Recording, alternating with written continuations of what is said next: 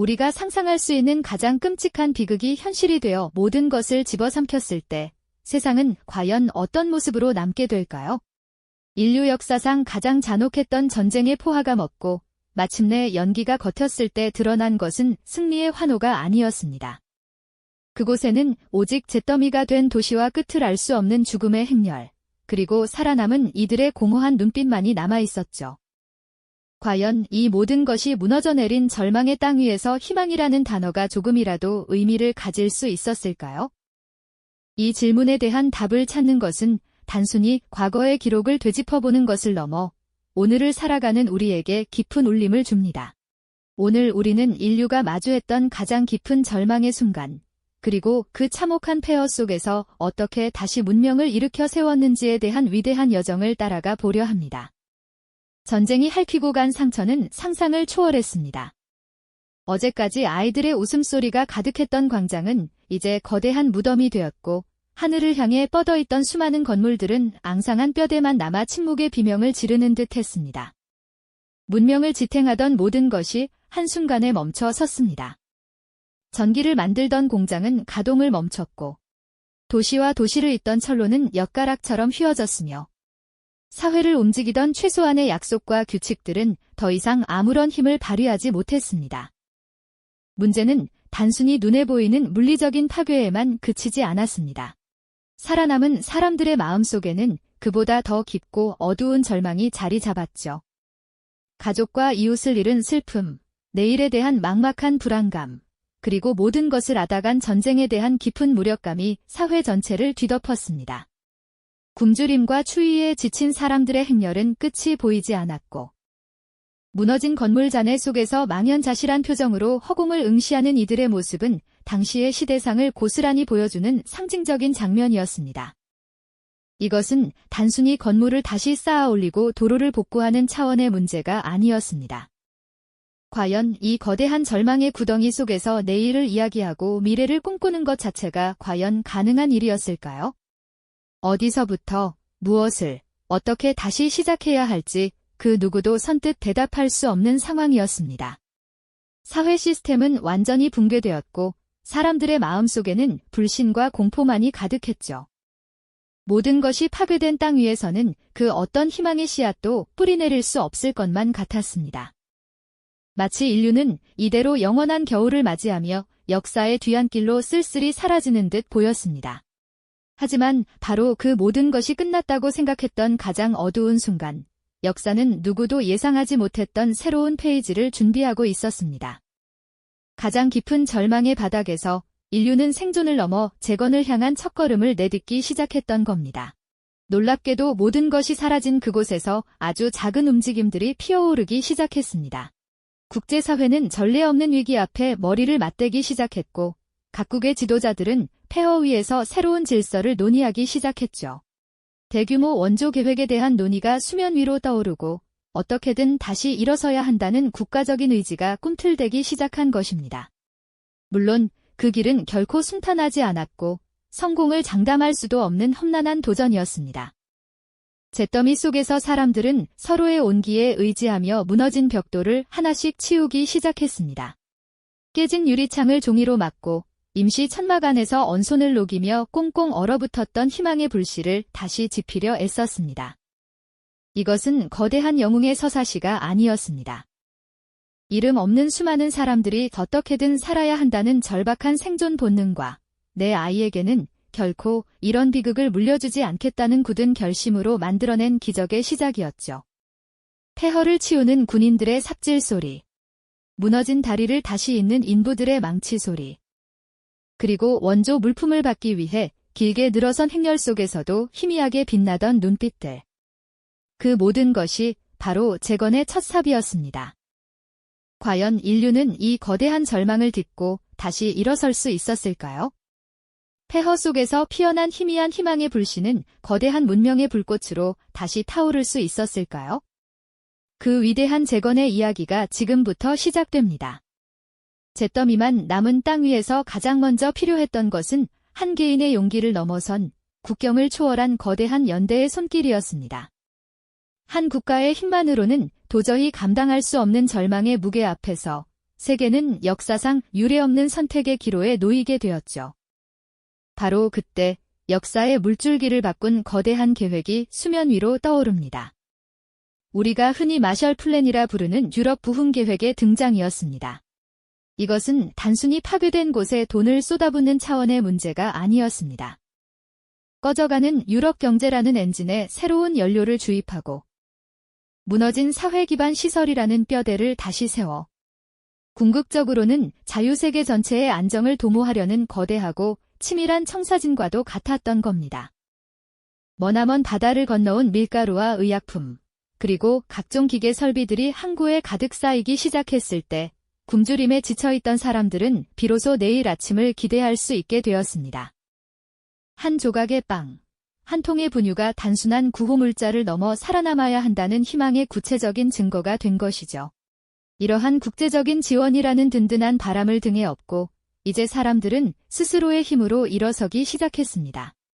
전문가도 기술자도 아닌 평범한 시민들이 너나 할 것 없이 소매를 걷어붙이고 잿빛거리로 나섰습니다. 끊어진 다리를 다시 잇기 위해 맨손으로 돌을 날랐고 폭격으로 움푹 팬 도로를 메웠으며 무너진 집터에서는 아이와 어른이 함께 벽돌을 쌓아 올렸죠. 폐허를 치우는 군인들의 땀방울과 함께 멈춰섰던 공장의 굴뚝에서 다시 피어오르는 희미한 연기는 절망의 땅에 피어나는 새로운 생명의 신호탄이었습니다.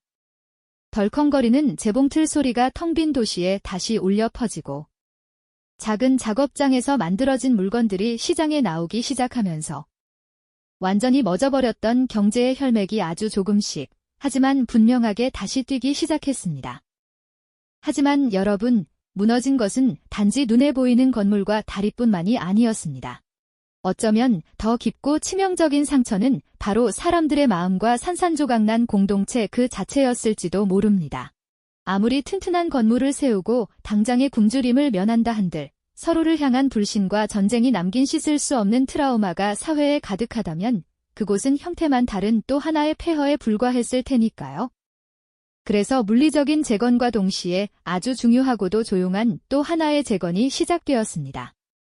바로 미래 세대를 위한 가장 확실한 투자, 교육의 재개였습니다. 변변한 교실도 없이 임시 천막 아래나 건물의 잔해 속에서 아이들의 낭낭한 글 읽는 소리가 다시 울려 퍼지기 시작했죠. 날고해진 칠판 앞에서 먼지 묻은 분필을 쥔 교사의 헌신은 아이들에게 단순히 지식을 가르치는 것을 넘어 전쟁의 상처를 딛고 새로운 시대를 열어갈 주역이라는 희망과 존엄성을 심어주는 과정 그 자체였습니다. 마찬가지로 전염병과 부상으로 고통받는 사람들을 위한 의료 시스템을 다시 세우는 일 또한 무엇보다 시급한 과제였습니다.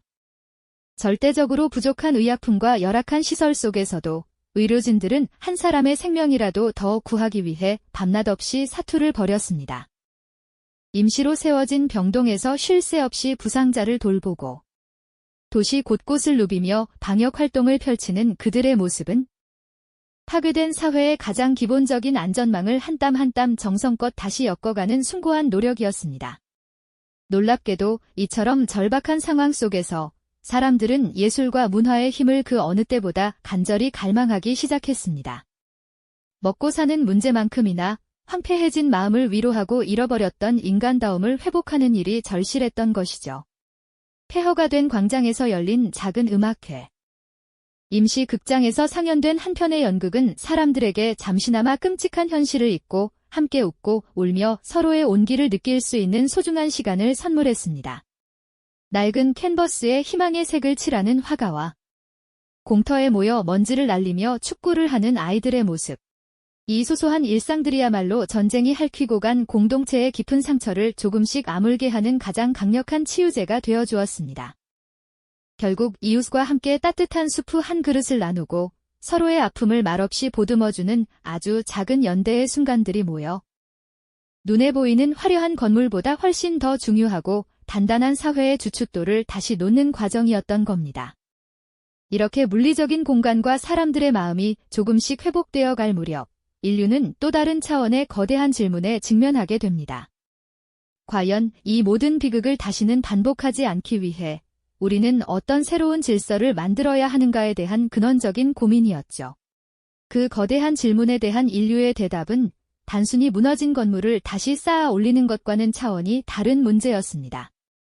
이것은 파괴된 세상의 잿더미 위에서 앞으로 수백 년을 지탱할 새로운 세상의 설계도를 처음부터 그려야 하는 일이었으니까요. 가장 먼저 시작된 것은 다시는 힘의 논리가 모든 것을 지배하지 않도록 국가들 사이에 새로운 소통의 규칙을 만드는 일이었습니다. 서로의 의견을 듣고 갈등을 조정하며 파국을 막을 거대한 대화의 장이 필요했던 겁니다. 그렇게 탄생한 것이 바로 국제연합, 즉 운이었죠. 이는 인류가 겪은 최악의 비극을 교훈 삼아 다시는 같은 실수를 반복하지 않겠다는 전 세계적인 약속이자 평화를 지키기 위한 최소한의 안전장치를 마련하는 과정이었습니다. 하지만 국제적인 틀을 만드는 것만으로는 충분하지 않았습니다. 전쟁의 불씨가 되었던 낡은 체제를 버리고 각 나라 안에서부터 새로운 질서를 세우는 고통스러운 과정이 동시에 진행되어야만 했죠. 국민의 권리를 보장하고 독재의 망령을 막을 새로운 헌법이 만들어졌고 폐허 속에서 투표를 통해 새로운 정부가 구성되기도 했습니다. 이것은 국가라는 공동체가 시민들에게 보내는 신뢰를 회복하기 위한 첫 번째 편지였습니다. 물론 미래로 나아가기 위해서는 반드시 과거를 직시해야만 했습니다. 전쟁의 책임을 묻고 역사의 과오를 기록하는 일은 결코 쉽지 않은 매우 고통스러운 대면이었지만 이는 상처를 덮어두는 것이 아니라 제대로 치료하기 위한 필수적인 과정이었죠. 역사의 법정에 가해자들을 세우는 것은 단순히 누군가를 처벌하기 위함이 아니었습니다. 인류의 이름으로 다시는 용납될 수 없는 행위가 무엇인지 명확한 선을 긋고 미래 세대에게 뼈아픈 교훈을 남기기 위한 엄중한 의식과도 같았습니다. 이러한 국제적, 국내적 노력이 맞물리면서 비로소 국가들 사이의 관계도 새롭게 재편되기 시작했습니다. 어제의 적이 오늘의 파트너가 되고 불신으로 가득했던 국경에 새로운 협력의 다리가 놓이는 그야말로 기적 같은 일들이었죠. 승전국과 패전국이라는 낡은 구도를 넘어 경제적 지원과 외교적 교류를 통해 서로의 재건을 돕는 모습은 인류가 절망 속에서도 얼마나 성숙해질 수 있는지를 보여주는 가장 극적인 장면 중 하나였습니다. 결국 이 모든 과정은 눈에 보이지 않는 거대한 건축 작업과도 같았습니다. 평화라는 이름의 집을 짓기 위해 국제법이라는 기둥을 세우고 민주주의라는 벽을 쌓으며 상호 존중이라는 지붕을 덮는 지난한 노력이었던 겁니다. 물론 이렇게 세워진 새로운 질서가 완벽한 것은 아니었고 그 과정에서 또 다른 갈등의 씨앗이 잉태되기도 했습니다. 하지만 중요한 것은 인류가 스스로의 힘으로 파멸의 고리를 끊고 미래를 향한 새로운 길을 열었다는 사실 그 자체였습니다.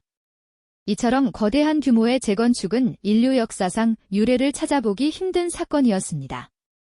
과거의 실수를 바로잡고 더 나은 미래를 향한 공동의 목표를 설정하며 국가 간의 관계를 근본적으로 다시 정의하는 과정이었기 때문이죠. 이전까지의 역사가 주로 정복과 지배, 그리고 끝없는 경쟁의 연속이었다면 이 시기를 기점으로 인류는 비로소 공존과 협력이라는 가치를 실질적인 국제 시스템으로 구현하기 시작한 셈입니다. 이러한 변화의 중심에는 다시는 전쟁의 참화를 겪지 않겠다는 생존자들의 간절한 염원이 자리하고 있었습니다. 그들은 자신들이 겪은 고통이 다음 세대에게 결코 대물림되어서는 안 된다는 깊은 책임감을 느끼고 있었던 겁니다.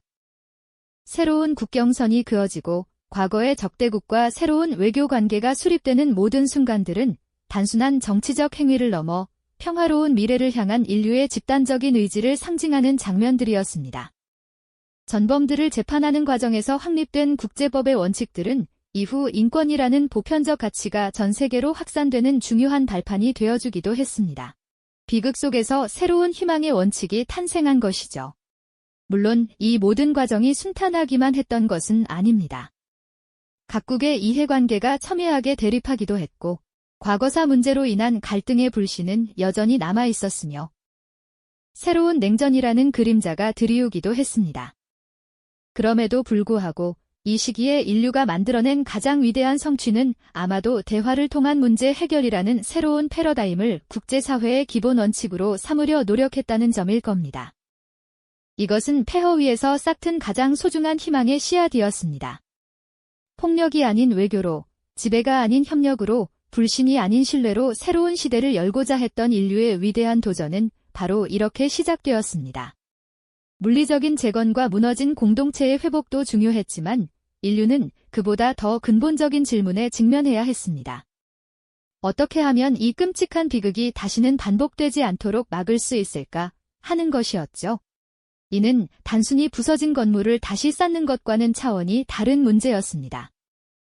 국가와 민족의 경계를 넘어 인류라는 이름 아래 하나의 약속을 만들어야만 했죠. 바로 이것이 국제연합과 같은 새로운 국제기구의 탄생 배경이었습니다. 어제의 적들이 한자리에 모여 평화를 논의하고 강대국과 약소국이 동등한 자격으로 목소리를 내는 새로운 질서의 실험이 시작된 겁니다. 물론 그 과정이 순탄하지만은 않았습니다. 서로의 불신은 여전했고 각자의 이익을 위한 첨예한 대립도 계속되었죠.